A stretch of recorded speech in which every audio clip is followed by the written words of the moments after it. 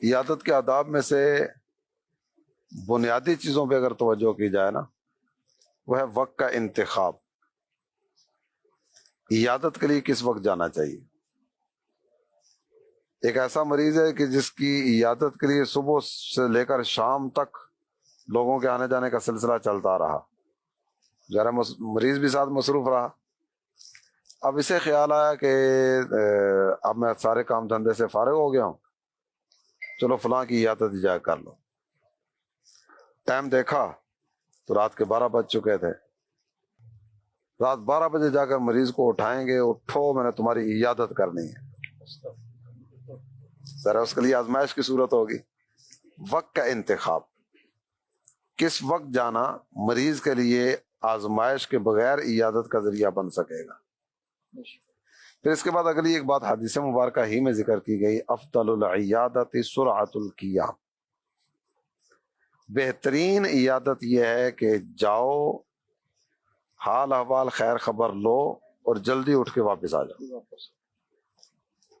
تو بعض اوقات ایسی صورت ہوتی ہے کہ مریض جس کمرے میں آرام کر رہا ہوتا ہے نا، عیادت کے لیے رسائی اس کمرے تک نہیں ہوتی۔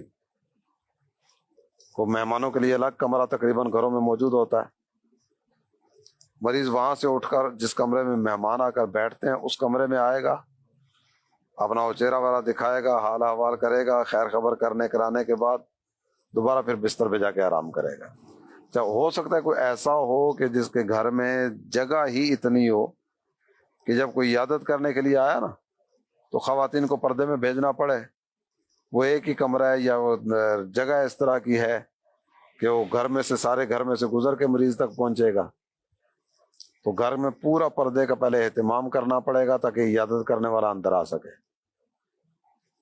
اور یہی اگر لمبا ہو گیا اور وہیں بیٹھ گیا تو ہو سکتا ہے کہ گھر کی خواتین کے لیے تکلیف کا سبب بنے۔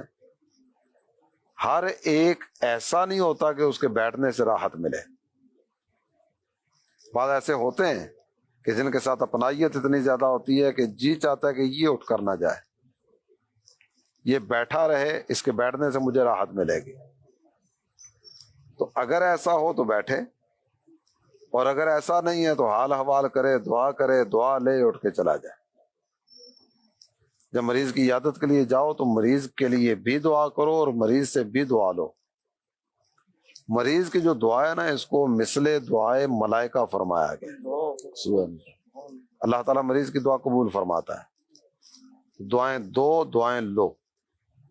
اچھا، ایک انداز یہ ہوتا ہے کہ جب عیادت کرنے کے لیے گئے نا تو بے جا تبصرے شروع ہو جاتے ہیں، بہت کمزور ہو گئے ہو، آنکھیں اندر کو دھنس گئی ہیں، نقاہت کتنی زیادہ ہو گئی ہے، اب پتہ نہیں بیچارہ اٹھ بھی سکے گا کہ نہیں اٹھ سکے گا۔ مریض اگر حساس کیفیت کا ہو نا تو ذہنی طور پہ ویسے ہی تیار ہو جائے کہ اب وقت آیا کہ آیا۔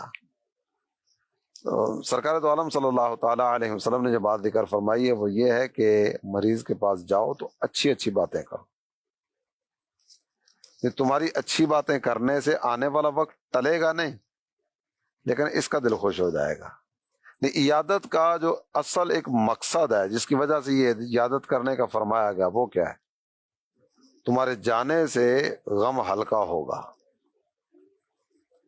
جب کو پوچھنے کے لیے آتے ہیں نا، کوئی چند افراد یہ جن سے توقع ہوتی ہے وہ پوچھنے کے لیے آ گئے تو تھوڑی سی نا وہ طبیعت ہلکی ہو جاتی ہے، بوجھ ہلکا ہو جاتا ہے۔